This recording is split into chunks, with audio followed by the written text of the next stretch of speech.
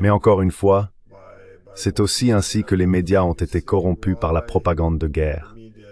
Parce que si vous voyez pourquoi les médias agissent de manière si malhonnête, par exemple, en Ukraine, c'est parce qu'ils adhèrent à cette idée que nous sommes dans une lutte civilisationnelle, la démocratie libérale contre l'autoritarisme. C'est le bien contre le mal. Et quand ils sont dans cette lutte pour la civilisation, ils croient qu'ils mènent le bon combat. C'est la principale pensée dans leur tête. Donc, oui, eh bien, nous luttons pour une bonne cause, alors il est bon de biaiser ou de modifier un peu les faits ou la réalité pour servir la cause. C'est aussi ce que vous avez vu lors de l'élection aux États-Unis, d'ailleurs.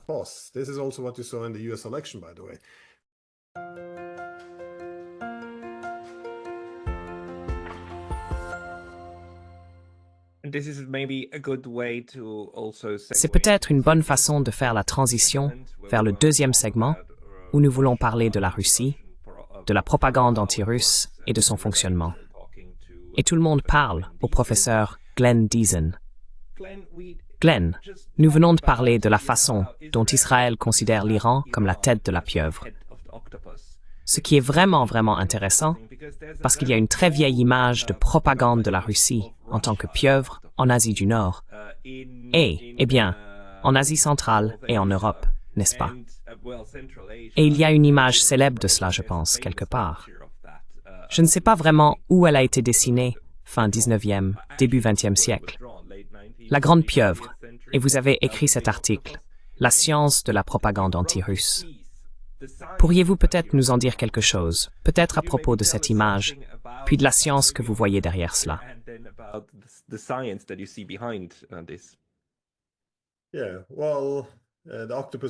Oui, eh bien, la pieuvre, je pense, est une analogie courante utilisée, et c'est pourquoi il l'utilise aussi contre l'Iran.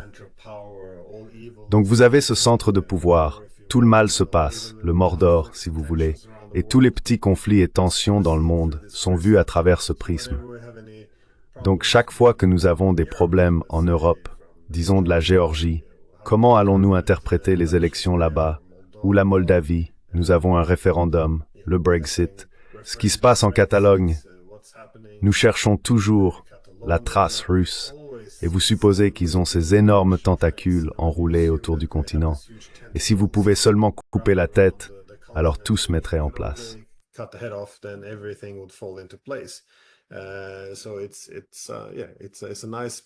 Donc c'est une belle image ou un cadre à utiliser. Et chose intéressante, la propagande a également tendance à utiliser beaucoup d'animaux dans l'analogie avec l'adversaire privé. Leurs traits humains ont toujours été un élément commun de la propagande de guerre. Mais oui, eh bien la science, parce que c'est une science, et j'utilise ce titre très spécifiquement parce que beaucoup de gens l'oublient. Eh bien, mon principal argument est que ce dont la propagande traite, c'est essentiellement d'attirer les aspects non rationnels de votre public pour le convaincre. Parce qu'en tant qu'individu, nous avons nos capacités rationnelles, mais la nature humaine est aussi profondément irrationnelle.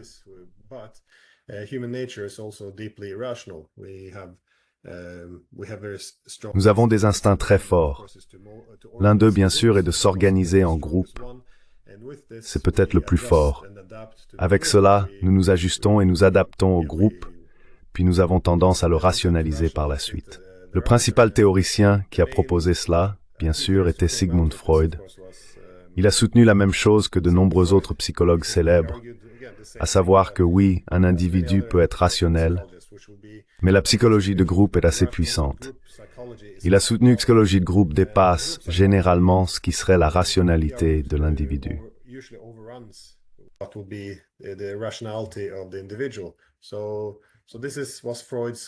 C'était donc la contribution de Freud en examinant la psychologie de groupe et comment elle surpasse la rationalité.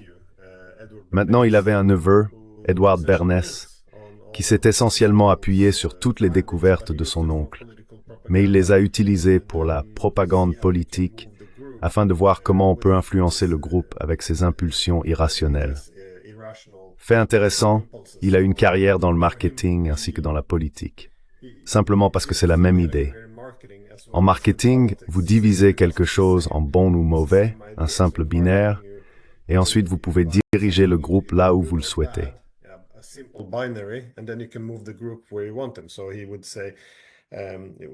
Il disait donc qu'il promouvait les cigarettes en argumentant que cela émancipait, que c'était bon pour les femmes. Cela montre leur indépendance, leur égalité, leurs droits. Et tout ce que vous avez à faire, c'est allumer la cigarette. Vous ne vendez pas la cigarette, vous vendez la liberté contre l'asservissement. Et c'est ce qu'il a fait aussi lorsqu'il a aidé les États-Unis à renverser le gouvernement au Guatemala. Il a simplement dépeint le président comme étant communiste, voulant détruire toutes les libertés personnelles.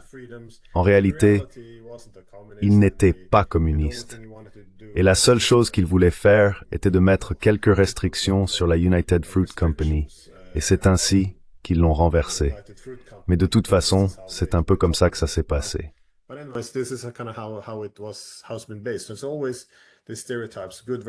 Il y a toujours ces stéréotypes, le bien contre le mal. Et c'est ainsi que nous, si vous suivez la littérature de la propagande anti-russe au cours des 200 dernières années, en particulier, ça a toujours été la même chose. C'est toujours le bien contre le mal. Mais nous avons tendance à le formuler, vous savez, dans le passé, c'était européen contre asiatique. Vous aviez le civilisé contre le barbare. Ensuite, vous aviez le capitaliste ou communiste, chrétien contre athée. Et maintenant, après la guerre froide, tout ce qui concerne la Russie est interprété comme la démocratie libérale contre l'autoritarisme. Peu importe ce que vous faites. Regardez. Vous savez, nous pouvons effectivement annuler la démocratie en Roumanie, annuler les résultats des élections, et nous disons, oh, eh bien, vous savez, il était pro-russe, donc nous sauvons la démocratie. Nous pouvons essentiellement soutenir une élection frauduleuse en Moldavie. Nous disons, eh bien, le pro-occidental a gagné. Donc c'est la démocratie. Vous pouvez soutenir un djihadiste en Syrie et dire par exemple que la démocratie va maintenant arriver. Oui, à propos de tout ce qui compte. Eh bien, il y a deux côtés. L'un est la démocratie, c'est nous. L'autre est le mal. Et puis, quoi que vous fassiez, tant que vous faites accepter aux gens le monde à travers ce prisme, les faits n'ont plus vraiment d'importance. Parce que si vous envahissez un pays, mais que vous l'envahissez parce que vous soutenez ou faites avancer la démocratie libérale et les droits de l'homme, alors vous savez, oui, vous avez peut-être fait de mauvaises choses, mais vous l'avez fait pour la bonne raison.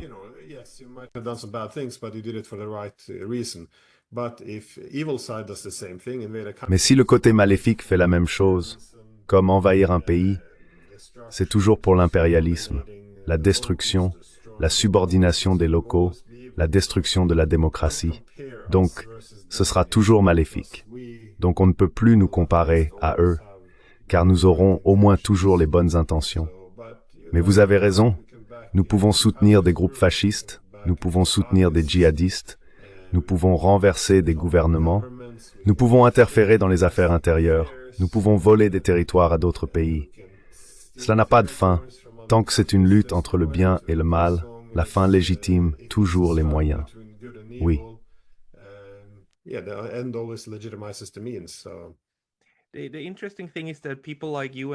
La chose intéressante est que des personnes comme vous et moi sont accusées d'être russes, soit des apologistes de Poutine, soit des marionnettes de Poutine, ou, vous savez, toutes ces insultes.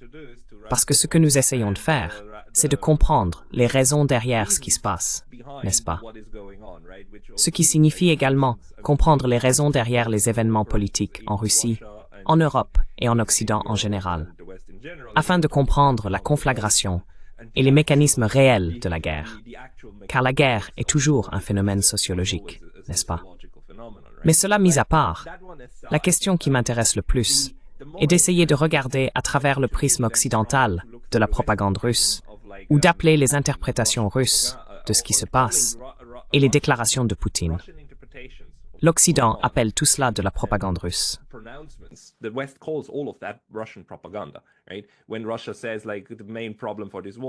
Quand la Russie dit que le principal problème de cette guerre est l'expansion de l'OTAN, Alors l'OTAN et les pays occidentaux y apposent simplement l'étiquette de propagande et disent que quiconque répète cela, quiconque dit cela, est un propagandiste russe. Mais le plus intéressant est bien sûr la propagande qui circule, que l'Occident utilise envers sa propre population pour diaboliser, pour créer un binaire. Parce que cela nous permet de comprendre les dynamiques au sein de l'Occident, la dynamique dont une grande partie de la population n'est en réalité pas consciente. Parce que si elle l'était, cela susciterait automatiquement un discours beaucoup plus critique, n'est-ce pas? Le poulpe, l'image du poulpe, est très importante. Et il y a d'autres éléments que je ne parviens pas tout à fait à comprendre. Et ce sont de petits éléments.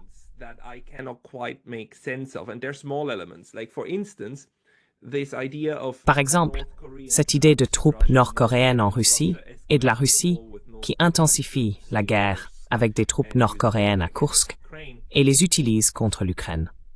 Comment cela a-t-il du sens pour vous? Parce que c'est évidemment une telle fabrication. Nous n'avons pas encore vu une seule preuve de cela. Et Zelensky, hier ou avant-hier, était au Parlement de l'UE et prononçait un discours. Et il a littéralement dit, « Eh bien, la raison pour laquelle nous n'avons pas encore de preuves définitives, c'est parce que les Russes brûlent les visages des Nord-Coréens morts sur le terrain. » Tous, oui. C'est fou. C'est fou. Mais le Parlement a juste applaudi, et c'est comme si cela semblait être un non-sens acceptable, ou un non-sens crédible, qui est même rapporté, ou pas tellement. Mais comment comprenez-vous ces types d'éléments de la propagande occidentale?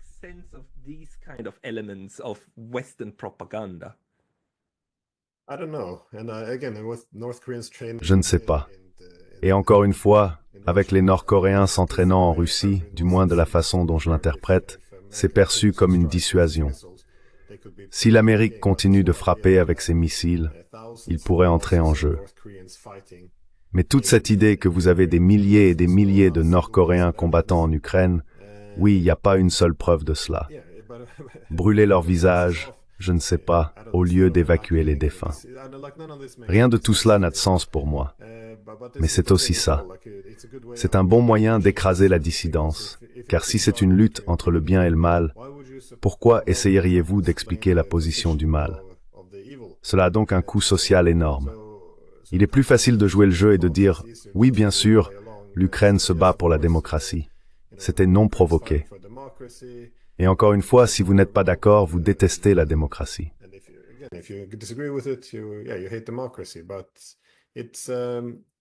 Mais c'est un bon moyen de mobiliser le soutien pour quelque chose. Et c'est, encore une fois, quand beaucoup de cette propagande a commencé à se développer il y a un siècle. Walter Lippmann et Bernès, au moins Lippmann, ont fait valoir que tant que vous pouvez diviser et simplifier tout conflit comme une lutte entre le bien et le mal, un côté est bon, l'autre est mauvais, c'est toujours excellent pour mobiliser pour la guerre. Parce que si vous pensez que c'est une guerre pour mettre fin à toutes les guerres, ou la guerre pour rendre le monde sûr pour la démocratie, ce genre de slogan, alors bien sûr, vous êtes prêt à vous engager totalement. Mais bien sûr, quand il est temps de faire la paix, comment pouvez-vous faire la paix avec le mal? Et c'est généralement ce qu'était l'argument de Lippmann. La propagande est excellente pour la guerre, mauvaise pour la paix. Et il est très difficile de faire un argument pour expliquer pourquoi vous devriez y mettre fin. Mais les accusations vraiment absurdes que vous pouvez faire, c'est quelque chose qui se démarque.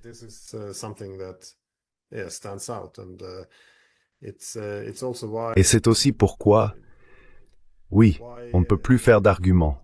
Disons que vous avez mentionné, vous savez, c'est pas seulement à propos de la Russie, mais d'autres. Disons que vous critiquez le fait d'éroder la souveraineté de la Chine sur Taïwan. Cela va probablement mener à la guerre, et il vaudrait mieux trouver une coexistence pacifique avec la Chine plutôt que d'essayer de détruire son économie.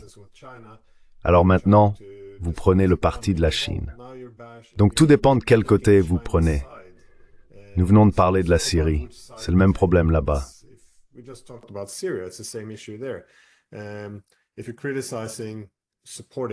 Si vous critiquez le soutien aux djihadistes, encore une fois, cette fois-ci, vous ne pouvez pas appeler cela une théorie du complot, parce que les Américains ont encore une prime sur la tête du principal responsable, Jelani. Mais si vous le critiquez, eh bien, alors vous prenez parti. Donc vous simplifiez tout à deux positions. Vous pouvez soit prendre un côté, soit l'autre. Et si vous prenez notre côté, alors vous devez répéter les récits. Et ça semble terriblement simple, mais c'est pourquoi le fondement en est assez simple. Et je reconnais la même chose avec la guerre en Ukraine. Car pendant plus de 10 ans, je me souviens qu'avant le coup d'État de 2014, j'ai fait valoir que cela allait être très désastreux.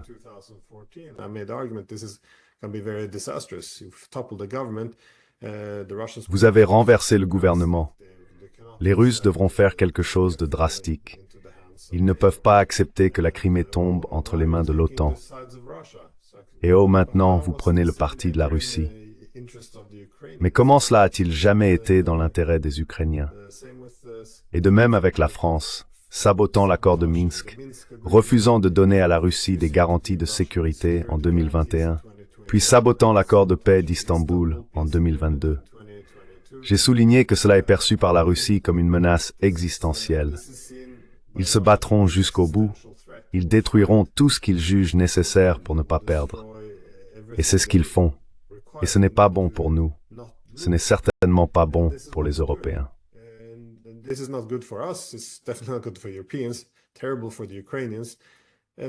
Terrible pour les Ukrainiens.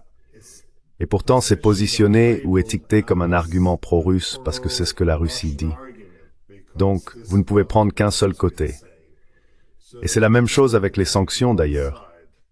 J'ai fait valoir dès le premier jour, elles ne vont pas fonctionner. Aucune chance. C'est la principale chose que j'ai observée au cours de la dernière décennie de découplage économique de la Russie de l'Occident. Ils peuvent se diversifier, nous ne pouvons pas. Très simple. Et je peux fournir des preuves. Mais les gens ne veulent pas voir de preuves. Ils ne veulent pas entendre d'arguments. Ils voient juste, eh bien vous dites ce que les Russes disent, donc vous prenez leur côté contre nous. Maintenant, vous êtes contre la démocratie et la liberté, et nous sommes pour cela.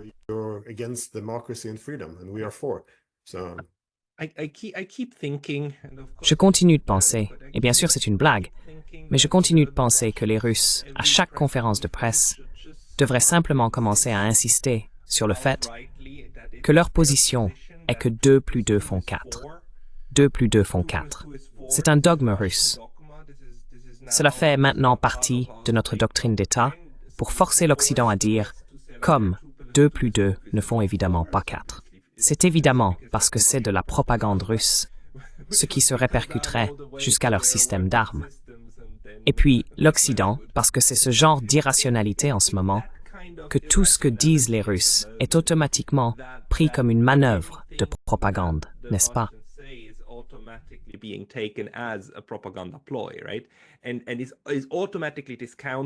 Et c'est automatiquement discrédité. Ce qui est bien sûr un bel exemple du fonctionnement de la propagande, où vous pouvez délégitimer l'autre camp avant même qu'il ne prenne position sur quoi que ce soit, n'est-ce pas? C'est en vertu de qui vous êtes avec, et non de ce que vous dites, que quelque chose devient soit légitime, soit non au sein du groupe propagandisé. Pensez-vous qu'à un moment donné, ces récits stupides, comme les troupes nord-coréennes, etc., sont également destinés à favoriser cela? Vous savez, juste pour s'assurer que vous ne pouvez plus donner de sens aux choses dans le groupe propagandisé, ou que simplement par la répétition de cela, n'est-ce pas? Et la répétition de revendications scandaleuses, il devient plus facile d'intégrer d'autres revendications, disons, moins scandaleuses.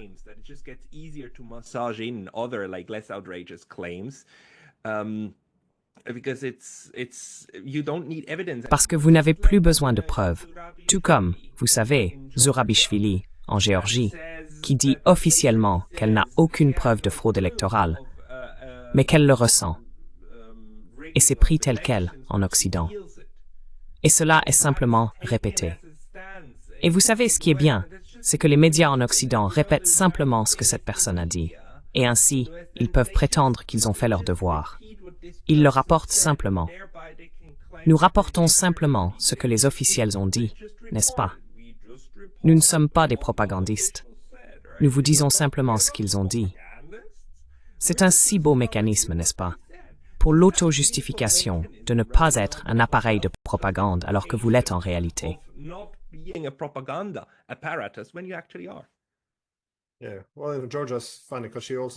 Oui, eh bien, la Géorgie est drôle parce qu'elle a aussi dit qu'il lui avait demandé de venir et de donner son témoignage, comme où est la propagande, où est la fraude, et pouvez-vous le prouver?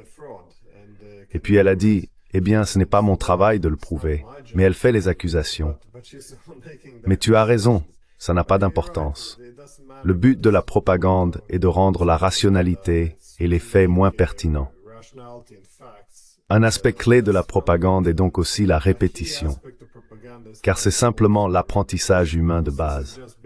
L'esprit humain a tendance à confondre ce qui semble familier avec ce qui est réel. Donc, si vous entendez quelque chose être répété encore et encore, l'esprit humain perçoit cela comme étant réel.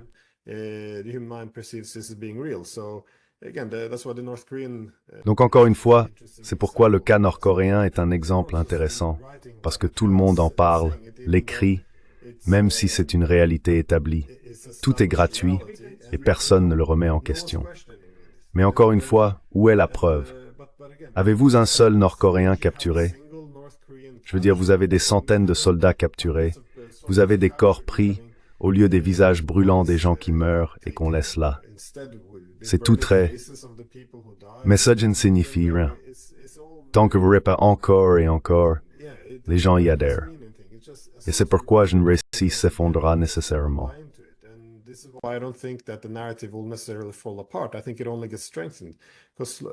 Je pense que cela ne fait que se renforcer parce que peu importe combien de fois vous démystifiez quelque chose.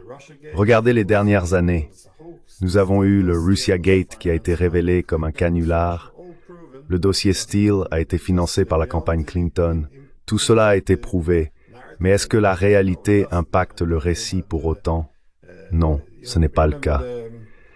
Et puis vous aviez, rappelez-vous en 2020, il a été soutenu que les Russes mettaient des primes sur les soldats américains en Afghanistan, payant les talibans pour les tuer. Cela a également dû être rétracté. C'était faux. En 2020, cela a également été une grande affaire maintenant. L'ordinateur portable de Hunter Biden est, si vous vous en souvenez, également faux.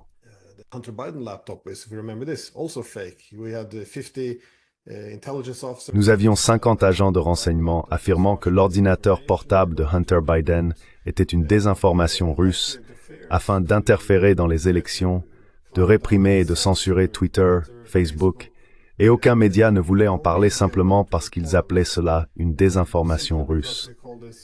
Eh bien, ils ont découvert. Il a été prouvé que les Russes n'avaient rien à voir avec cela. Ce n'était pas une désinformation russe. L'ordinateur portable était réel. Mais que se passe-t-il? Reconsidérons-nous toutes les fausses histoires qui ont été diffusées? Sommes-nous prêts à reconsidérer le récit? Non. Au lieu de cela, c'est perçu comme « Oh, c'est une répétition. Nous voyons un schéma. Donc, oh, le Brexit, oui, probablement que les Russes l'ont fait. Et aucune preuve n'est requise. »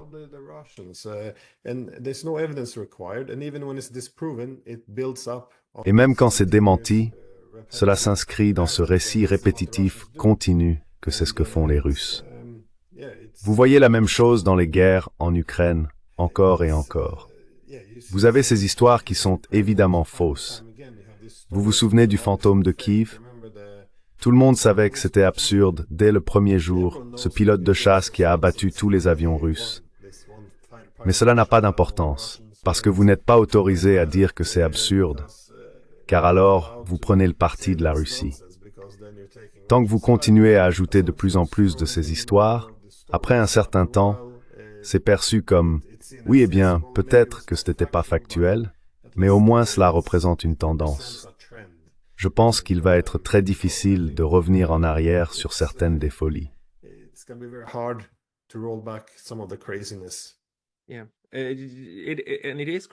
Oui, et c'est de la folie.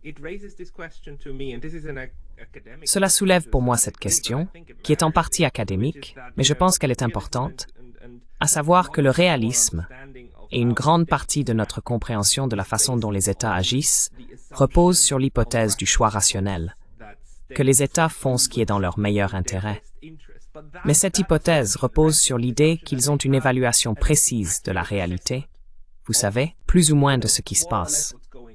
Ne l'appelons pas réalité, mais appelons-le ce qui se passe.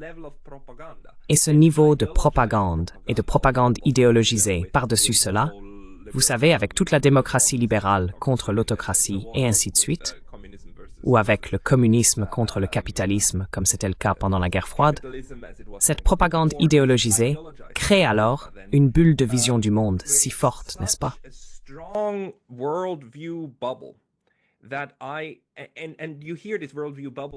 Et vous entendez cette bulle de vision du monde répétée par les principaux décideurs encore et encore, parce qu'ils doivent le faire, n'est-ce pas? Parce que c'est le signalement au public. Mais cela soulève la question, ces personnes croient-elles alors à leurs propres mensonges? Croient-ils que le monde, tel qu'ils l'ont construit, est réellement ce qui se passe? Parce que c'est évidemment pas le cas. Mais cela informerait alors le choix rationnel, n'est-ce pas, sur la façon de l'affronter. Et j'ai perdu, ou je n'ai pas la capacité d'évaluer si ces personnes comprennent que ce genre de choses est possible, leur propre création, leur propre fantasme, ou si certains d'entre eux y croient réellement et commenceront alors à agir en conséquence, ce qui jetterait en fait la théorie du choix rationnel par la fenêtre, tuée par leur propre propagande.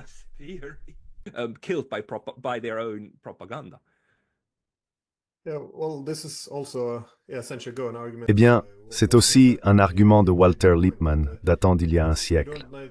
Il a souligné que vous n'avez pas toujours besoin de micro-gérer la propagande, car tant que les gens adhèrent au récit principal, par exemple du bien contre le mal, ou de la démocratie libérale contre l'autoritarisme.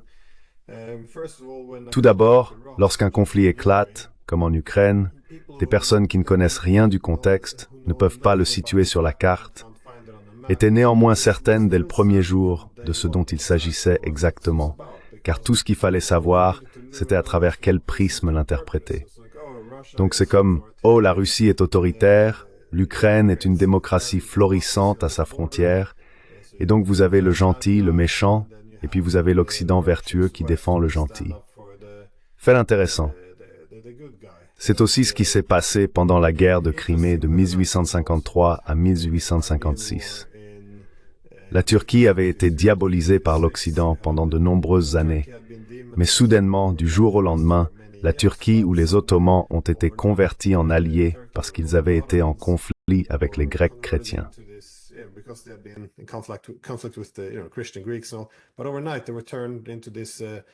Mais du jour au lendemain, ils ont été transformés en cette pauvre victime, civilisation aspirante.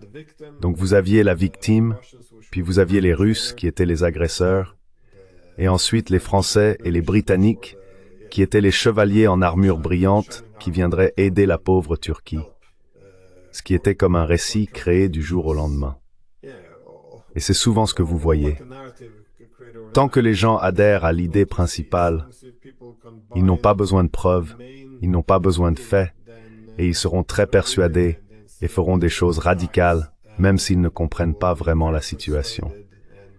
Et comme Lippmann l'a souligné, si nous obtenons des contre-preuves, comme des preuves montrant que cela est erroné, nous n'avons même pas besoin que les gouvernements nous disent de les rejeter.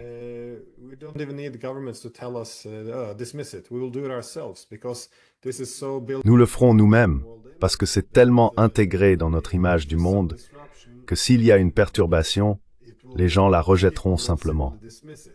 C'est comme des gens vivant dans une bulle. Si vous lisez toujours le même journal et que vous lisez ensuite une autre source médiatique qui présente des faits établis les contredisant, les gens ressentiront un inconfort extrême. C'était l'argument de Lippmann, car cela perturbera leur compréhension fondamentale de la vision du monde, et ils la rejetteront simplement et la mettront de côté, revenant à leur autre journal qui dit que tout va bien et, vous savez, nous sommes bons et nous gagnons. Et donc, oui, je pense que c'est assez clair si vous regardez les conflits d'aujourd'hui, il y a beaucoup d'irrationalité.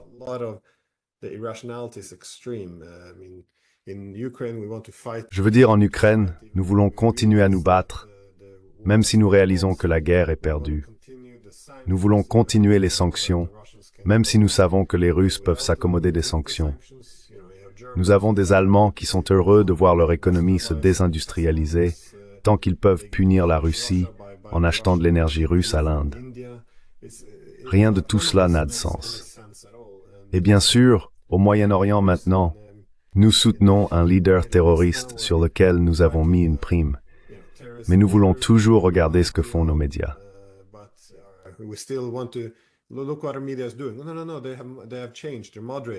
Non, non, non, non. Ils ont changé. Ils sont modérés.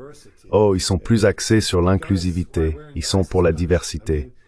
Les gars qui portent l'écusson de l'OI, je veux dire, tout cela pousse très très fort pour que nous acceptions cette fausse réalité. Mais les gens le font. Et c'est parce que vont supposer les gens?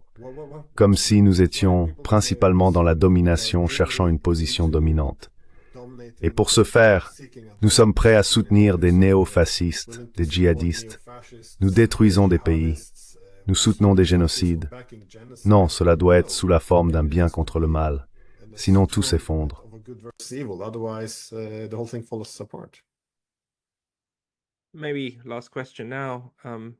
Peut-être la dernière question maintenant. Pensez-vous que cela renforce ou affaiblit?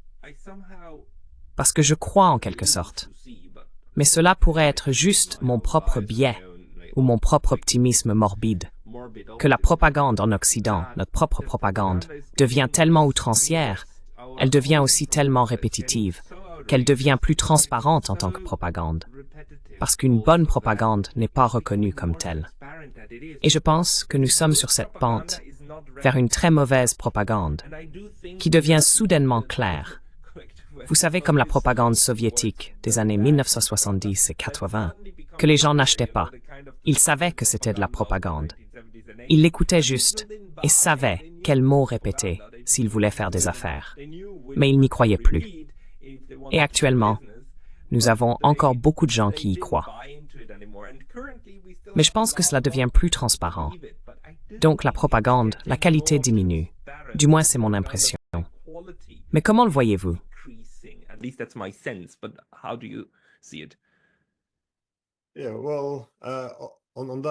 Eh bien, à ce sujet, je pense qu'un élément clé qui rend la propagande efficace, comme vous l'avez suggéré, est la crédibilité de la source. Quand vous avez le général soviétique avec des médailles sur sa veste disant ce que vous devez croire, ou les médias d'État, les gens voient à travers cela. Ils savent que c'est l'argument du gouvernement, donc c'est moins convaincant pour un public. Ce qui rend la propagande efficace, c'est quand vous pouvez la blanchir à travers un tiers. C'est pourquoi, en fait, la plupart des spécialistes de la propagande reconnaissent que l'Occident avait une propagande supérieure pendant la guerre froide, parce que nous pouvions utiliser des institutions et des industries privées.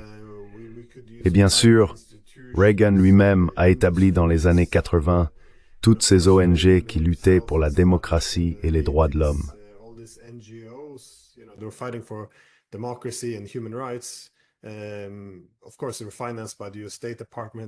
Bien sûr, ils étaient financés par le département d'État américain et dotés de personnel des agences de renseignement. Mais néanmoins, vous pouvez blanchir vos politiques par l'intermédiaire d'un tiers. Mais je pense qu'après un certain temps, plus cela devient efficace, plus cela devient audacieux aussi. Il y a moins de responsabilités. Regardez donc la principale ONG maintenant, qui est le National Endowment for Democracy. Elle finance à peu près toutes ces ONG démocratiques dans le monde, qui organisent des révolutions de couleur et poussent le récit américain. Ils ont des personnes comme Victoria Nuland maintenant au conseil d'administration. Donc pour moi, cela montre que cela devient très audacieux et plus éhonté. Et avec cela, je pense qu'une partie de la crédibilité s'en va. Mais oui, personne n'a à dire que les mensonges deviennent assez évidents.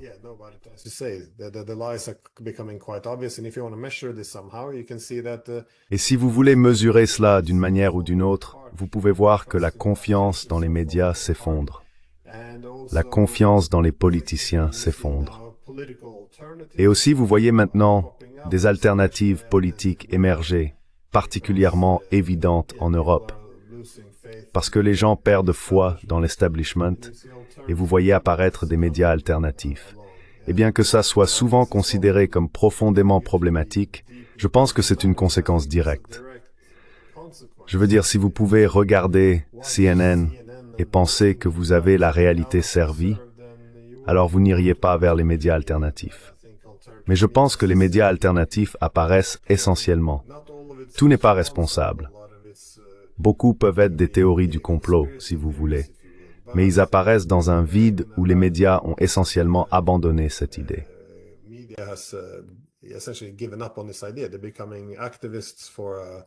Ils deviennent des militants pour une cause idéologique. Et ils sont souvent prêts à mettre de côté la vérité pour faire avancer leur cause. Mais encore une fois, c'est aussi ainsi que les médias ont été corrompus par la propagande de guerre. Parce que si vous voyez pourquoi les médias agissent de manière si malhonnête, par exemple en Ukraine, c'est parce qu'ils adhèrent à cette idée que nous sommes dans une lutte civilisationnelle. La démocratie libérale contre l'autoritarisme. C'est le bien contre le mal. Et quand ils sont dans cette lutte pour la civilisation, ils croient qu'ils mènent le bon combat. C'est la principale pensée dans leur tête. Donc oui, eh bien nous menons une bonne cause, alors c'est bien de biaiser ou de modifier un peu les faits ou la réalité pour servir la cause.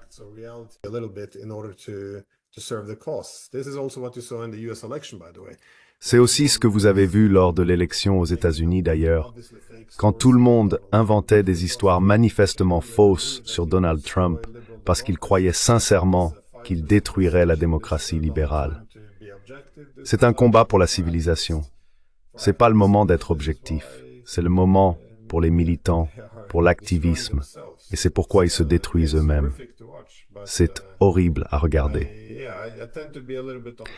J'ai tendance à être un peu optimiste aussi que le marché des idées punira ceux qui continuent de mentir encore et encore. Mais en même temps, je dois reconnaître qu'en rencontrant des gens dans la société, leurs idées deviennent assez radicales.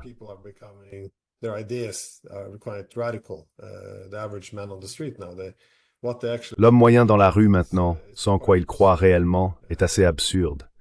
Vous savez que les États-Unis, avec différents djihadistes, ont libéré Israël, pas la Syrie, que la Russie voulait juste un nouveau territoire. Et nous aidons en fait les Ukrainiens en sabotant les accords de paix, en les entraînant dans une guerre pour les attirer dans l'OTAN, dont à l'origine, presque aucun Ukrainien ne voulait faire partie. Mais nous ne sommes plus informés par les faits. C'est très irrationnel. Et encore une fois, c'est le but de la propagande. Vous convainquez votre public par l'irrationalité en faisant appel à l'aspect rationnel de l'humanité, et le résultat est souvent assez destructeur.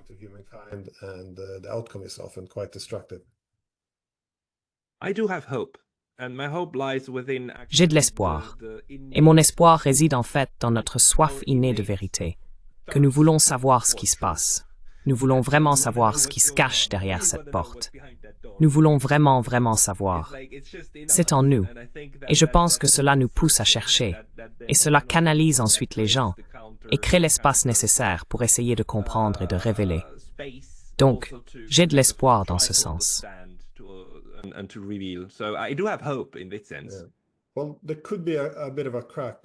Eh bien, il pourrait y avoir une petite fissure parce que, du moins ce que j'ai aussi découvert, c'est que lorsque vous parlez à des universitaires ou à des gens ordinaires, ils disent toujours « Eh bien, évidemment, une partie de cela est fausse, mais vous devez être un peu prudent avec ce que vous dites aussi, car ils savent que vous serez puni pour avoir dit la mauvaise chose. » Mais pour le moment, je pense que lorsque, vous savez, après avoir dit que c'est un peu comme l'Afghanistan pendant 20 ans, nous disons que nous gagnons, même si c'est aussi faux. Et puis nous devons en quelque sorte expliquer ce qui s'est passé lorsque des gens tombent des avions. Je pense que la même chose s'applique maintenant au désastre qui va bientôt se dérouler au Moyen-Orient, mais aussi en Ukraine, car cela fait 3 ans que nous disons « Oh, nous gagnons ». Et maintenant, comment pouvons-nous expliquer ce qui se passe?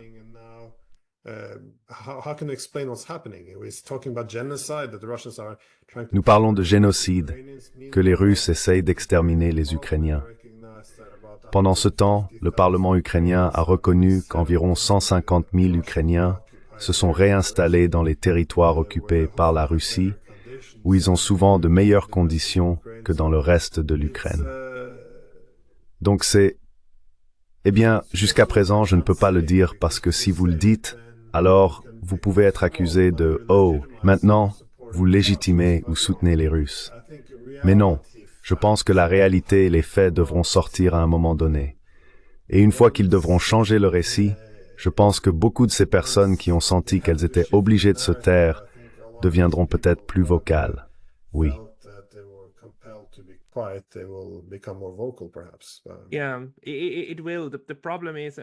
Oui, ce sera le cas. Le problème est, et peut-être que nous terminons, je veux dire, votre réaction, et ensuite nous terminons là-dessus. Mais le problème est que les faits historiques sur les événements historiques ne comptent que s'ils peuvent influencer le cycle d'actualité de 6 semaines et le cycle de prise de décision politique actuelle. Car tout ce qui est plus ancien que cela est de l'histoire. Et même s'il s'avère que c'était le plus grand mensonge, vous savez, comme l'incident du golfe du Tonkin, etc. Je veux dire, cela n'a plus d'importance. Cela n'a aucune influence politique. Cela ne modifiera pas l'histoire, le processus de prise de décision. Seulement si c'est le cas, seulement si le Watergate est si dramatique qu'il conduit effectivement à l'éviction, à la destitution de Nixon, parce que c'est un événement si dramatique auquel tant de gens attachent tant de sentiments. Cela modifiera alors un processus politique.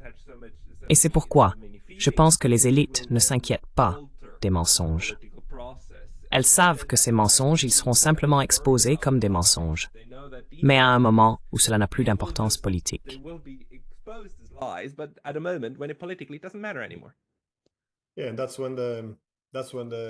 Oui, et c'est à ce moment-là que le récit doit changer lorsque la réalité rattrape. Et c'était aussi l'argument de l'ancien conseiller de Zelensky, Alexei Arestovitch. Il faisait valoir que la propagande pro-guerre qu'ils ont en Ukraine et en Occident a été si puissante. Il l'a comparée, je pense, à un grand pétrolier qui a continué à avancer. Et tous les arguments selon lesquels, oui, c'est non provoqué, nous gagnons, tout accord de paix serait un apaisement d'un nouveau Hitler. Tous les principaux slogans ont été alimentés dans le but de faire durer la guerre. Mais alors que la guerre touche à sa fin, ils perdent. Maintenant, il y a un intérêt à trouver un règlement, une paix.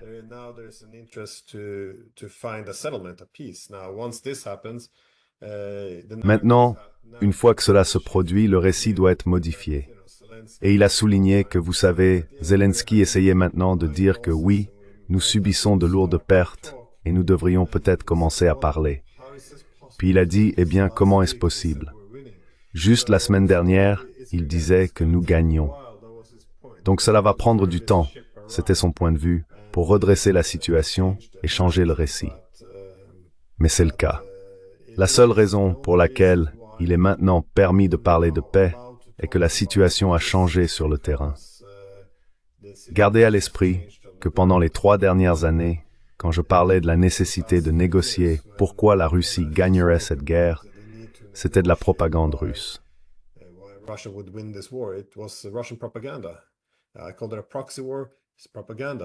Je l'ai appelé une guerre par procuration. C'est de la propagande.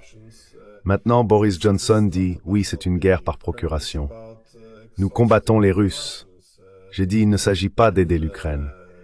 Il s'agit d'épuiser les Russes et de restaurer l'hégémonie occidentale. Boris Johnson a dit la même chose dans une interview maintenant. Si nous perdons l'Ukraine, nous perdrons peut-être l'hégémonie occidentale. Donc toute cette idée que nous sommes là pour aider les Ukrainiens et que nous nous soucions de toutes leurs pertes, maintenant qu'ils perdent aussi, les Américains poussent les Ukrainiens, qui résistent encore, à mobiliser des jeunes de 18 ans.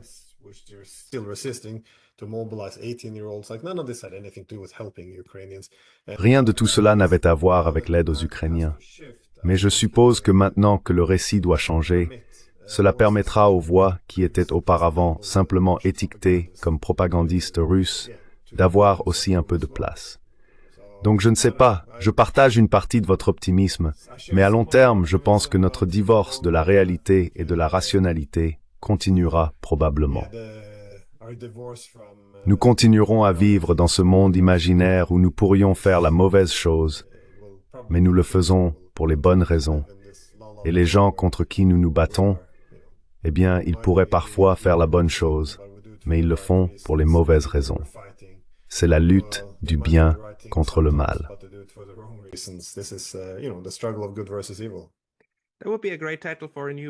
Ce serait un excellent titre pour un nouveau livre de votre part, Le grand divorce de l'Occident avec la réalité.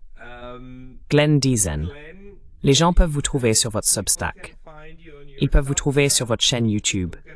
Ils peuvent vous trouver sur The Duran, où vous faites régulièrement des interviews avec diverses personnes. Y a-t-il d'autres endroits où les gens devraient aller?